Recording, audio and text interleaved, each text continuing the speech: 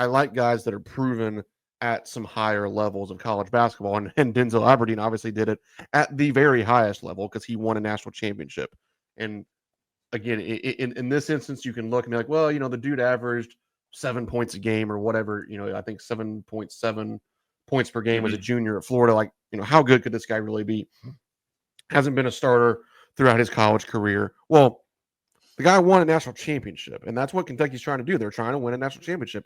We talked about it when we broke down Mohamed Diabate, about how this is a guy that's played in the Final Four, played on an Elite Eight team. Like, yeah, he was a role player, but guess what? Kentucky needs role players too. So Denzel Aberdeen, he might be good enough in an expanded role to come in and be a really, really good player, be a starter, be a double-figure scorer, that sort of thing. But if he's not, we know that he's a 7.7 point per game guy on a national championship team. So, hey, I'll take that. I think this guy gives you really high-level positional versatility in the backcourt. He can really play the 1 through 3 because he's big and has some length and size and strength on the perimeter. He handles the ball well enough that I think he can be your de facto sort of backup point guard at times if you need that secondary ball handler, whether it's next to or behind Jalen Lowe. I think he's going to be a really high-level defender. I'm going to let you talk a little bit more about that because I know you did, I think, a whole video on what you think Denzel Aberdeen can be as a defender, but I certainly agree in terms of that side of the floor as well. So to me, it's all about bringing that winning culture. Like, this is a guy that clearly wanted to be at Kentucky and have a chance to take on a larger role because, like, Florida kind of needed this guy to come back. Like, they lost pieces in the backcourt. Now they're having to, throw some big money around at different guys. They're going to luck into Boogie Flan, of course. Yeah, they're probably going to luck into Boogie Flan, but that's going to cost them like millions of dollars also. Yeah. So, and we know that, Boogie Flan comes with, a super talented player, but he comes with some other, things as well. Like, he's, a guy that kind of wants to, he's the old school Kentucky guys. Like, winning college basketball games isn't necessarily the only thing that Boogie Flan cares about. And I think that Denzel Aberdeen, he wants to win the college basketball games, and I'll go to battle with guys like that every day of the week. So I'm once again, I am excited about Denzel Aberdeen, and I think he's the two-way backcourt guy that you really needed to not just build the depth, but potentially be a starting piece for this team that obviously lost guys like Lamont Butler, Jackson Robinson, etc. in the backcourt. I think the first thing when people would, if someone asked me like, hey, what do you think about Denzel Aberdeen? I would say, go look at his progression through his 3 seasons of Florida. He's gotten better every single year to the point where he was a national champion by his junior season. This was a kid born in Florida, raised in Florida, went to Florida high school, like wanted to be in Florida, and Kentucky found a way to get him.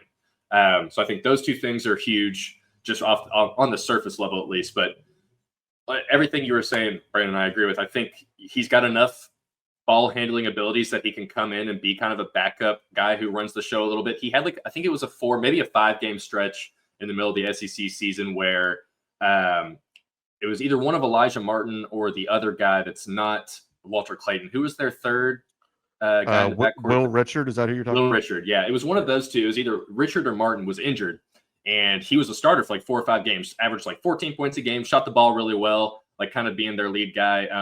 I think he did pretty well in like his assisted turnovers for that stuff too. So he's shown the chops to be able to be like a fill-in guy on offense, but that's not why you're getting this kid. You're getting him because, well, 1, he has the championship pedigree, and 2, he's a very, very good perimeter defender. I think when I started watching all the film, I got a little too giddy, and I think I texted you. I was like, he could be the best perimeter defender on Kentucky's team next season.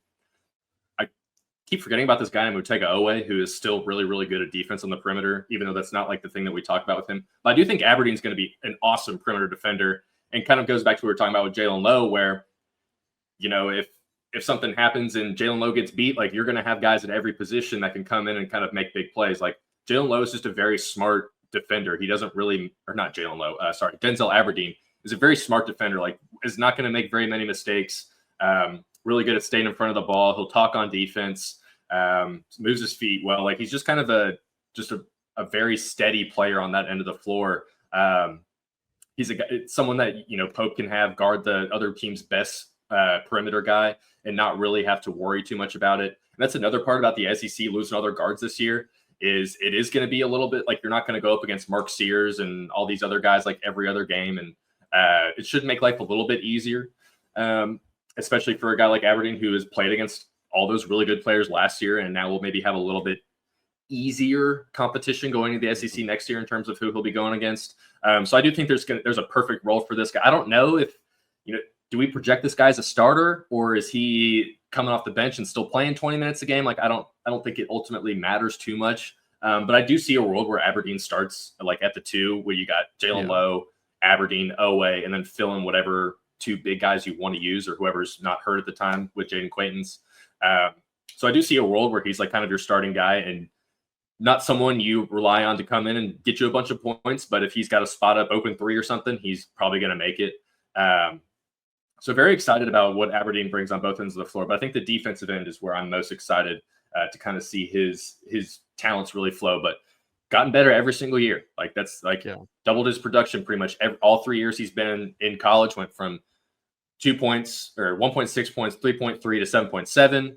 Went from 3.4 minutes a game to 9.8 to 19.8. So the progression is showing. Part of that is probably being in the same system for so long. And we heard Pope talk about how his second year guys is when they take that giant leap. So I don't know if we'll see like some massive leap out of Aberdeen, but I do think you'll see enough overall progression or development from him that he's going to be a better player than he was last year, even if the stats maybe are the same or maybe a little bit smaller for him. I do think you'll see Aberdeen start personally. Again, I'm like you. I don't think that is, the most important point of everything that we're going to talk about, because I think, we guys that we're still going to talk about, Colin Chandler, Jasper Johnson, all those guys are going to certainly command plenty of minutes. And, we talked about Cam Williams some in the last video, but he's going to factor into kind of these same sort of minutes in the 1 through 3 type of spots.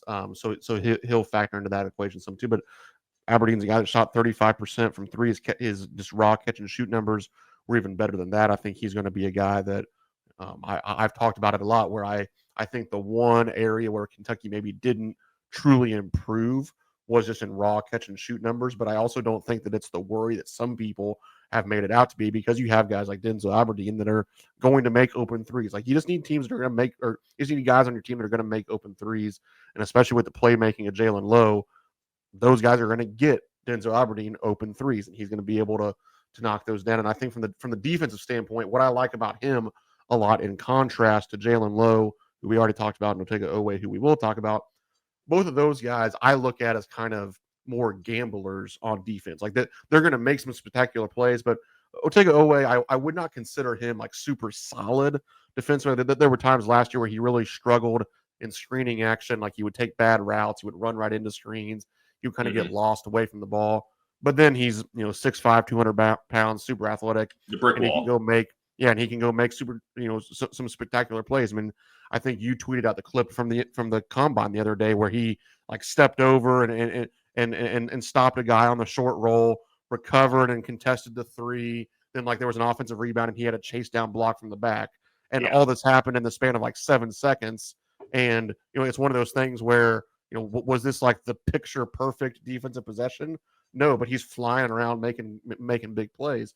With Denzel Aberdeen, he's going to be much more solid. Like, he's going to be the guy that coaches can trust, of like, hey, go shut down Alabama's best player, or, go shut down Florida's best player, go shut down Arkansas's best player, Auburn's best player, whoever it may be. Florida's best player. Yeah, right. Yeah, you don't have to worry about him kind of getting lost as the possession goes on, whereas those other guys are probably going to take some more risks, and their defensive abilities are going to come through in kind of the big top 10 Sports Center plays. Aberdeen's are going to be a lot harder to see in the box score, but I think he's going to be your most impactful perimeter defender on Kentucky's team. I do think that's true.